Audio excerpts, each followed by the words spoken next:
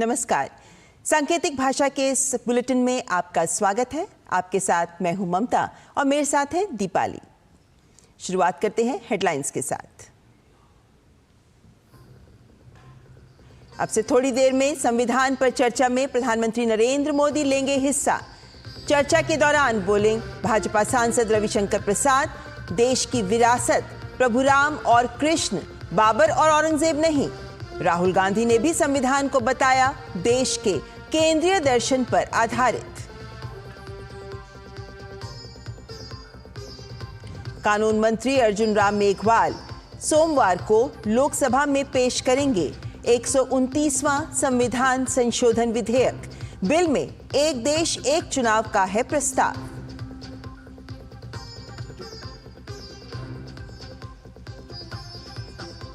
छोटे किसानों के लिए बड़ी खुशखबरी। आरबीआई ने अतिरिक्त कृषि ऋण की सीमा में की बढ़त। कृषि ऋण सीमा 2 लाख बढ़ी।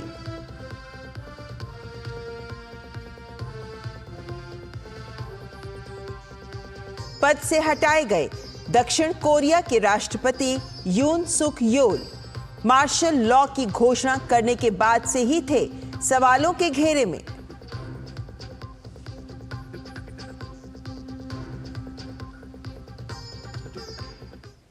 और अब खबरें विस्तार से। लोकसभा में भारतीय संविधान के 75 वर्षों की गौरवशाली यात्रा पर चर्चा जारी है। आज चर्चा का दूसरा और अंतिम दिन है। आज इस चर्चा में प्रधानमंत्री नरेंद्र मोदी भी हिस्सा लेंगे। संविधान पर विशेष चर्चा के लिए ही आज शनिवार को भी विशेष सत्र का आयोजन किया गया है। आज की चर्चा की शुरुआत केंद्रीय मंत्री किरेन रिजिजू ने की। उन्होंने अपने वक्तव्य में कहा कि हमारे देश का संविधान दुनिया का सबसे सुंदर संविधान है। हमारा देश का संविधान दुनिया का सबसे बड़ा संविधान ही नहीं, दुनिया का सबसे खूबसूरत संविधान भी है।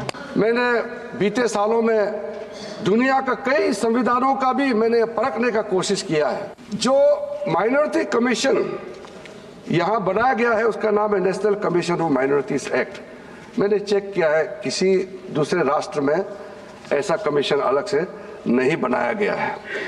हमारे देश में जितना माइनॉरिटी कम्युनिटीज है, चाहे वो मुस्लिम हो, सिख हो, ईसाई हो, बौद्ध हो, पारसी हो, जैन हो, सबके लिए लीगल प्रोटेक्शन ही नहीं, उसके लिए एफर्मेटिव एक्शंस का जो प्रावधान है वो भी दूसरे देशों का तुलना में कई अधिक प्रावधान हमारे देश में रखा गया है। केंद्रीय मंत्री ने कहा कि संविधान की आत्मा को इस सरकार ने देश के सामने रखा। यही सरकार है जो सबका साथ, सबका विकास और सबका विश्वास के उद्देश्य के साथ चल रही है। कॉन्स्टिट्यूशन स्पिरिट, जिस स्पिरिट से हम आज तक 75 वर्ष पूरा हो गए हैं, उसमें लिखा हुआ जो शब्द होते हैं, उसके अलावा संविधान का जो स्पिरिट है उसको भी हमने कैसे मानते हुए आगे चलने का काम किया है। मैं फक्र महसूस करता हूं, प्रधानमंत्री मोदी जी का जब कार्यकाल शुरू हुआ, उसने संविधान को उसी स्पिरिट को मानते हुए अपना सरकार का मंत्र को इस देश का सामने में रखा, और वो मंत्र है सबका साथ, सबका विकास, सबका विश्वास और सबका प्रयास। संसदीय कार्य मंत्री किरेन रिजिजू ने संविधान में बदलाव को लेकर कांग्रेस पर निशाना साधा।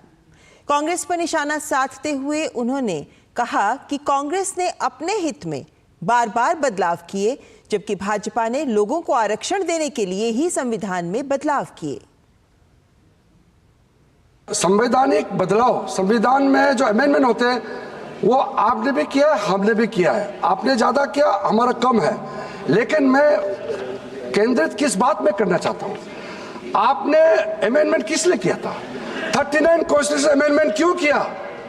वो इलाहाबाद हाई कोर्ट ने जो इंदिरा गांधी जी के खिलाफ जजमेंट दिया, उसको बदलने के लिए आपने संविधान को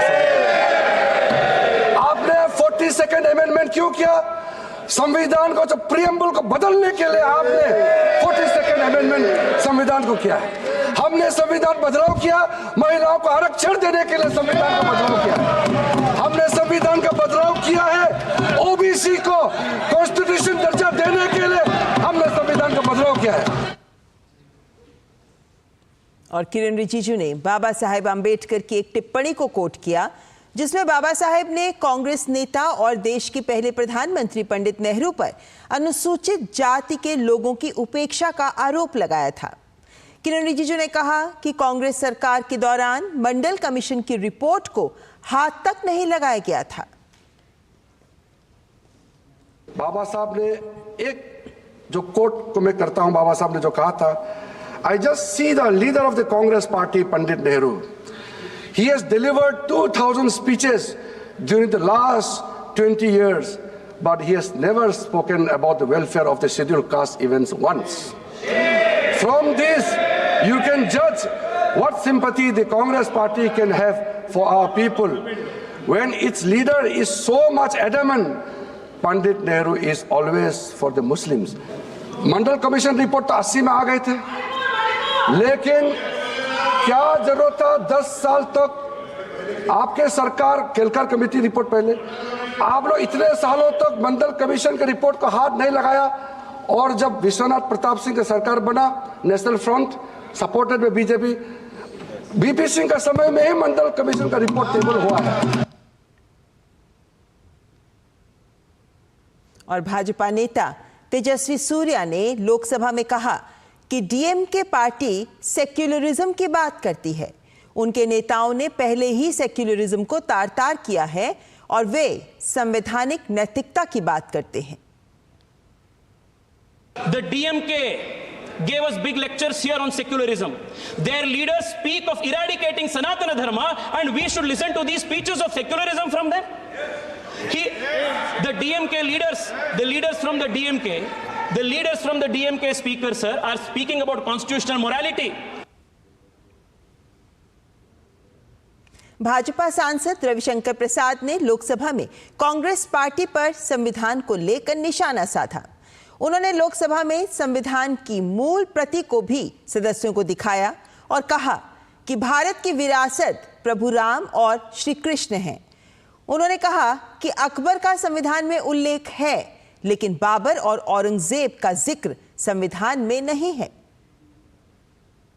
फंडामेंटल राइट के ऊपर प्रभु राम माता सीता और लक्ष्मण के साथ लंका की विजय के बाद अयोध्या लौट रहे हैं। भगवान कृष्ण अर्जुन को महाभारत में गीता का ज्ञान दे रहे हैं। ये इसमें महाबुद्ध हैं सर, इसमें महावीर हैं सर, इसमें नटराज भी हैं सर। पार्ट 7 में बजरंग बली हनुमान जी की भी तस्वीर है, प्रभु नटराज की तस्वीर है।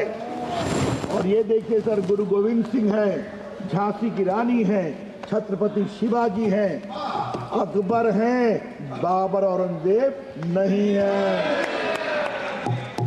तो इस संविधान बनाने वाले जानते थे कि इस देश की विरासत प्रभु राम है, प्रभु कृष्ण है, बाबर औरंगजेब नहीं है, छत्रपति शिवाजी। संविधान पर चर्चा के दौरान भाजपा सांसद अनुराग ठाकुर ने राहुल गांधी पर तंज कसते हुए कहा कि कुछ लोग सिर्फ संविधान की किताब दिखाते हैं, लेकिन उनको ये नहीं पता कि संविधान में कितने पन्ने हैं। चर्चा के दौरान अनुराग ठाकुर ने सर्वोच्च न्यायालय के अधिवक्ता गोपाल शंकर नारायणन द्वारा लिखित संविधान के प्रीफेस को कोट करते हुए कहा कि इंदिरा गांधी द्वारा थोपे गए आपातकाल को देश ने संविधान के जरिए ही हटाया।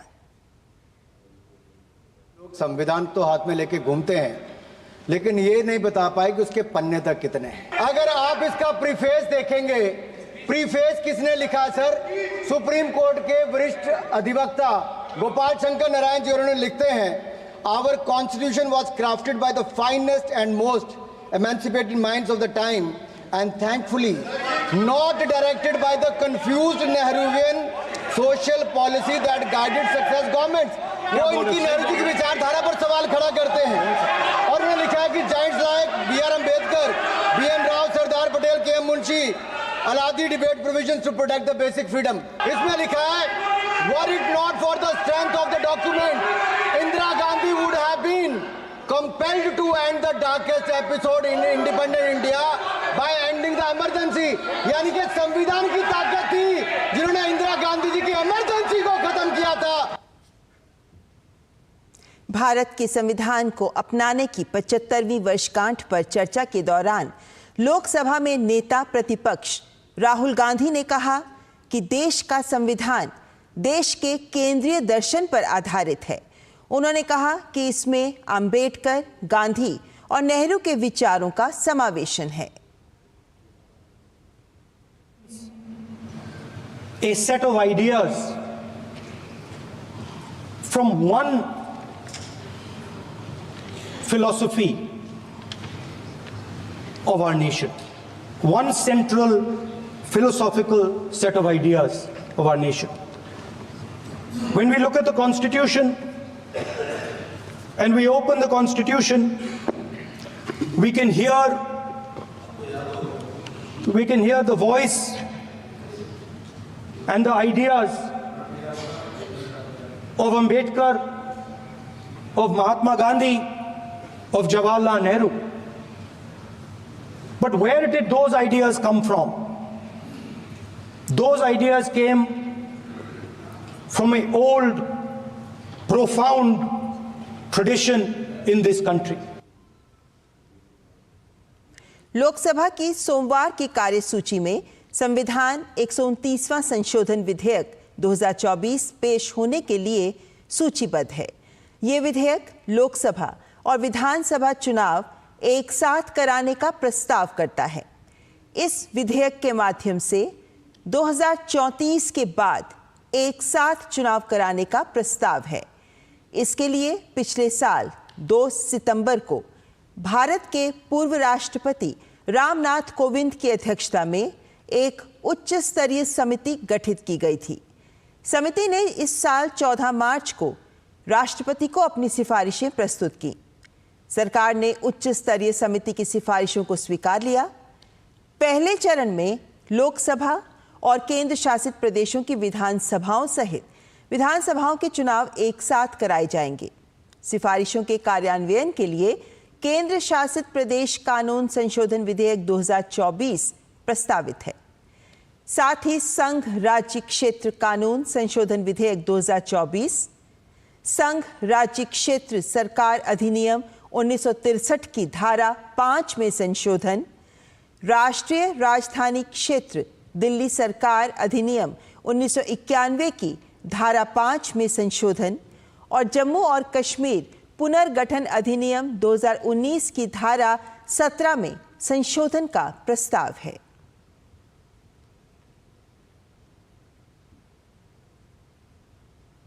प्रधानमंत्री नरेंद्र मोदी ने आज महान अभिनेता राज कपूर को उनकी 100वीं जयंती पर श्रद्धांजलि दी।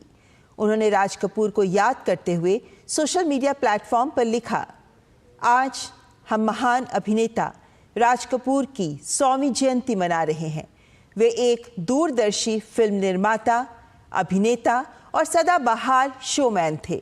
उनकी प्रतिभा ने पीढ़ियों को प्रभावित किया और भारतीय और वैश्विक सिनेमा पर एक अमिट छाप छोड़ी। राज कपूर का सिनेमा के प्रति जुनून कम उम्र में ही शुरू हो गया था। उन्होंने एक अग्रणी कहानीकार के रूप में उभरने के लिए कड़ी मेहनत की।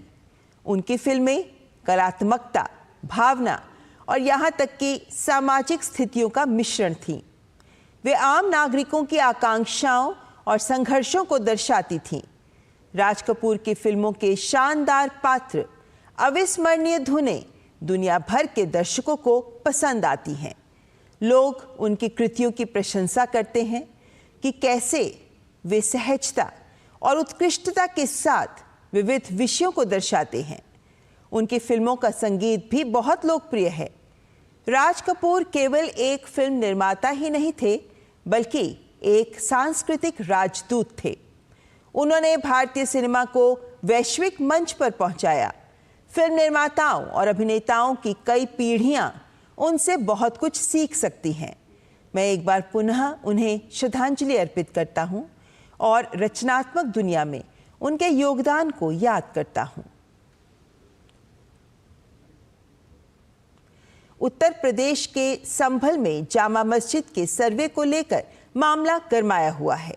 इसी बीच संभल से एक और बड़ी खबर सामने आई। संभल के नखासा थाना इलाके के मोहल्ला खग्गूसराय में 46 वर्ष से बंद पड़े भगवान शिव के मंदिर को प्रशासन ने खुलवाया है। अवैध अतिक्रमण और बिजली चोरी के खिलाफ डीएम और एसपी की टीम के छापे के दौरान ये मंदिर सामने आया। मंदिर के बराबर में कुएं को पाटकर स्लैब बना दिया गया था। 1978 के बाद से बंद पड़े एक पुराने मंदिर को पुलिस द्वारा खोला गया। पहले इस मंदिर में एक पुजारी रहते थे, लेकिन उन्होंने मंदिर और मोहल्ला छोड़ दिया था। पुजारी का कहना था कि किसी की हिम्मत नहीं होती थी मंदिर में पूजा पाठ और आरती करने की। पुजारी ने अपना मकान बेचकर मंदिर में ताला डाल दिया। हिंदू आबादी कम होने के कारण सभी लोग यहां से पलायन कर गए थे। आज बिजली चेकिंग के दौरान प्रशासन की नज़र मंदिर पर पड़ी और पुजारी को बुलाकर ताला खोला गया। पुलिस अधिकारियों ने मंदिर की सफाई की और भगवान शिव का शिवलिंग और हनुमान की मूर्ति देखी। पुलिस के अधिकारियों ने मंदिर के अंदर साफ सफाई भी की।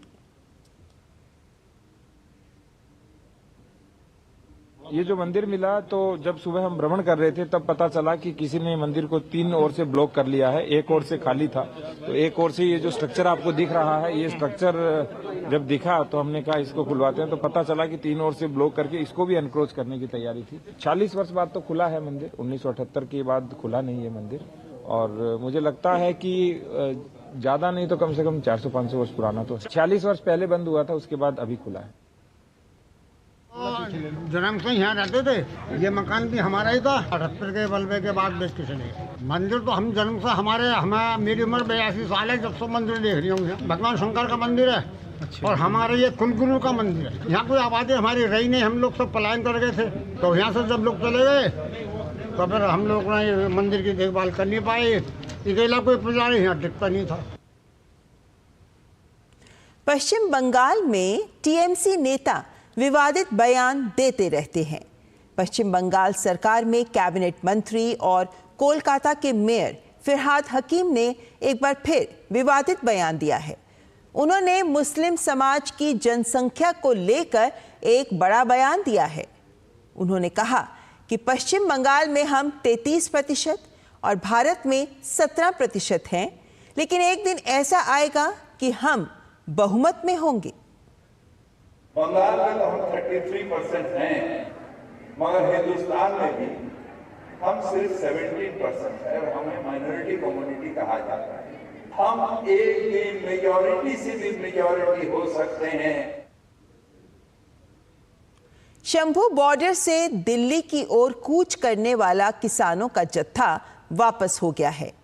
किसानों के दोनों फोरम ने जत्था वापस लेने का फैसला किया। दिन में 12 बजे 101 किसानों का जत्था दिल्ली की ओर कूच कर रहा था, लेकिन पुलिस ने किसानों के जत्थे को रोक दिया था। इससे पहले 6 और 8 दिसंबर को भी किसान नेताओं ने दिल्ली कूच के आह्वान के बाद जत्था वापस लिया था।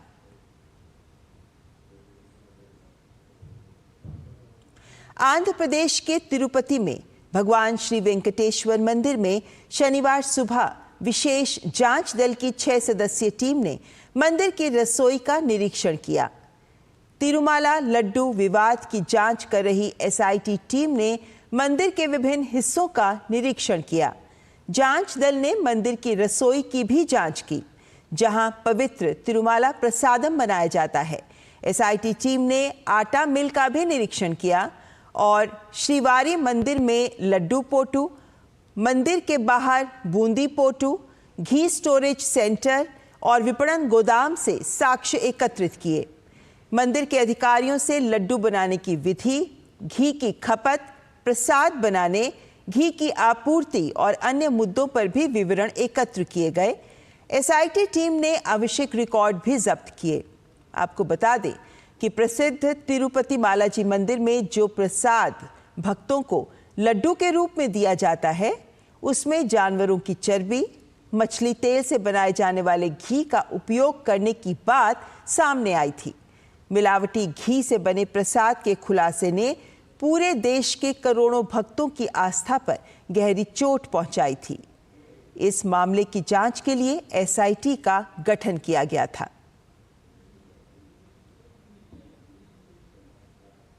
दक्षिण कोरिया की संसद ने महाभियोग द्वारा राष्ट्रपति यून सुक योल को पद से हटा दिया है। महाभियोग पारित होने के बाद राष्ट्रपति ने पद से अलग हो जाने की पुष्टि की। पिछले दिनों देश में अचानक मार्शल लॉ की घोषणा करने के बाद से राष्ट्रपति सवालों में थे। मार्शल लॉ लगाने के उनके प्रयास को संसद ने कुछ ही घंटों के अंदर मतदान करके खारिज कर दिया था।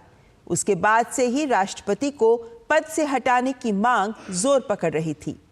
हालांकि पिछले दिनों संसद में लाया गया महाभियोग जरूरी संख्या बल ना होने की वजह से पारित नहीं हो सका था। आज संसद में महाभियोग पर मतदान के दौरान राष्ट्रपति को हटाने के पक्ष में 204 वोट पड़े। 85 सदस्यों ने महाभियोग के खिलाफ मतदान किया। महाभियोग पारित होने के बाद संसद के बाहर मौजूद जनसमूह ने जश्न मनाना शुरू कर दिया। दक्षिण कोरिया के संविधान के अनुसार अब कार्यवाहक राष्ट्रपति का पदभार प्रधानमंत्री के पास रहेगा। इस बीच संवैधानिक अदालत 6 महीने के अंदर महाभियोग को लेकर अपना निर्णय देगी।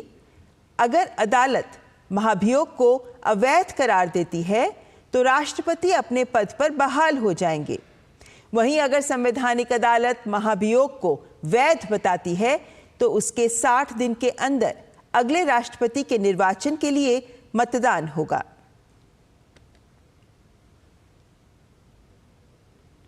बॉर्डर गावस्कर ट्रॉफी सीरीज का तीसरा टेस्ट मुकाबला आज से ब्रिस्बेन के गाबा मैदान में शुरू हुआ।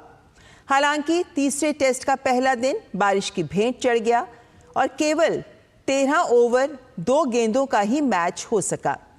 ऑस्ट्रेलिया ने बगैर विकेट खोए 28 रन बनाए। मैच में भारत ने टॉस जीता और पहले गेंदबाजी का फैसला लिया।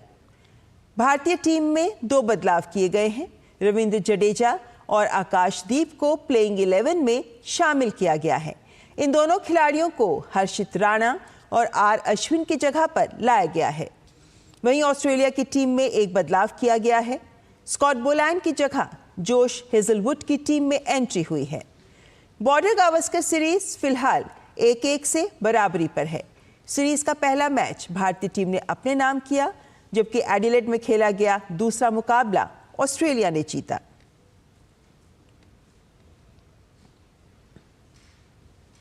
स्पेशल ओलंपिक भारत के तत्वाधान में दिल्ली में नेशनल यूथ कॉन्क्लेव 2024 का आयोजन किया गया।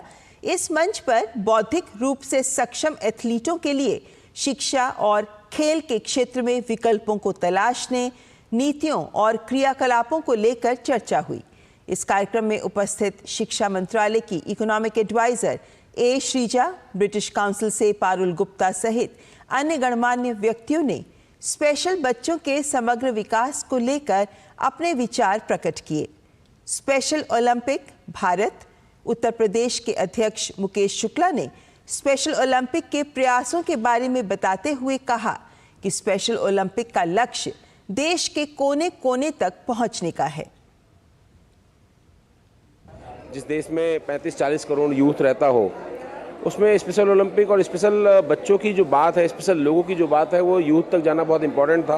और इसलिए शायद ये स्पेशल ओलंपिक अपने इस प्रोग्राम को आगे बढ़ाते हुए एक यूथ कॉन्क्लेव ये कर रहा है। मुझे ये लगता है कि यूथ के बीच में आज जाकर उनका पार्टिसिपेशन और उनका बच्चों के साथ इंटरेक्शन जब बढ़ेगा तो इसका रिजल्ट ये आएगा कि आगे आने वाले समय में जो हम इंक्लूसिव इंडिया की नींव रखना चाहते हैं देश में, वो यूथ के थ्रू हो सकता है और ये नेशनल यूथ कॉन्क्लेव उसकी नींव के पत्थर का काम करेगा, मुझे लगता है। नेशनल और फिलहाल इसी बात को आगे बढ़ाते हैं क्योंकि नेशनल यूथ कॉन्क्लेव में दिल्ली एनसीआर के स्कूल से आए शिक्षकों ने भी स्पेशल छात्रों के बेहतर भविष्य को लेकर अपनी बात रखी। भगवान ने भी 5 एक हाथ बनाया, 5 उंगलियां एक सी नहीं बनाई। हर एक बच्चा दूसरे बच्चे से अलग है। मेंटली चैलेंज चिल्ड्रन या फिजिकली चैलेंज चिल्ड्रन, ये सब बच्चे जो हैं हमारी सोसाइटी का हिस्सा है, हमारे ग्रुप का हिस्सा है, हमारे स्कूलों का हिस्सा है, क्लासेस का हिस्सा है। केमिस्ट्री में लफ्ज यूज होता है कैटलिस्ट का। कैटलिस्ट का मतलब क्या होता है? It speeds up the rate of a reaction. तो special Olympics Bharat is a catalyst with the schooling system, with the education system that is making this chain reaction faster. And full credit to the Special Olympics Bharat that is making us realize कि ये बच्चों को कैसे include करना है main stream में, इन बच्चों के लिए क्या स्पेशल हमें प्रोविजंस क्रिएट करने हैं। इस मौके पर योग कोच प्रदीप पांडे ने बौद्धिक रूप से सक्षम बच्चों के स्वास्थ्य के लिए योग के महत्व को बताया।